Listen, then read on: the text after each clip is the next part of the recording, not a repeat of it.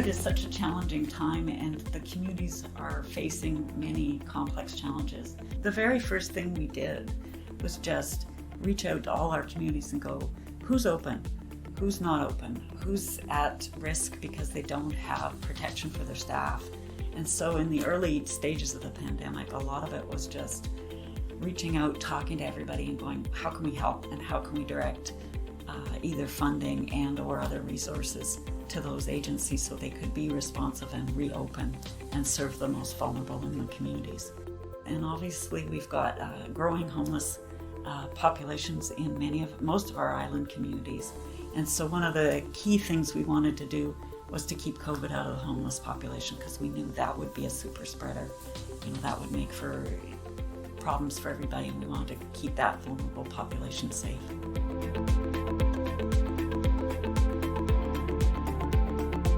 Just since March, we've been funding 126 organizations and 164 programs through our region. We know food security is an issue. We've had some of the food banks closed down.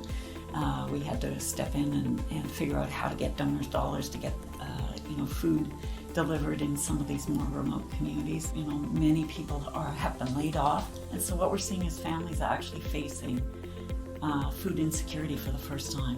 The mental health issue, vulnerable seniors, the teens, and young adults is certainly a big area that we're seeing a great need for mental health supports. We know we're seeing from point-in-time counts that United Way does in March, we're seeing an increase of absolute homelessness.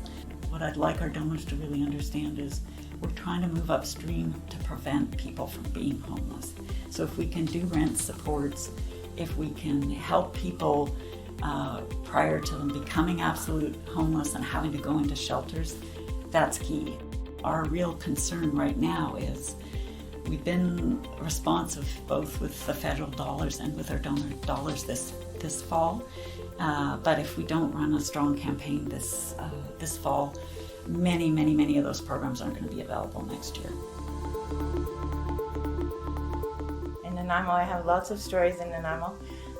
Probably one of them would be youth. We've really been able to get in and fund youth mental health services and outreach. So we have youth that have experienced trouble in terms of the parameters COVID has put in place. And so they're not wanting to stay in group homes where there's so many rules and regulations around COVID. So we're seeing them leave, but we know that we've funded another organization that's picking them up. So they're doing the outreach on the streets and picking those youth up and making sure that they have food, that they're safe, that they have water, that they have everything that they need.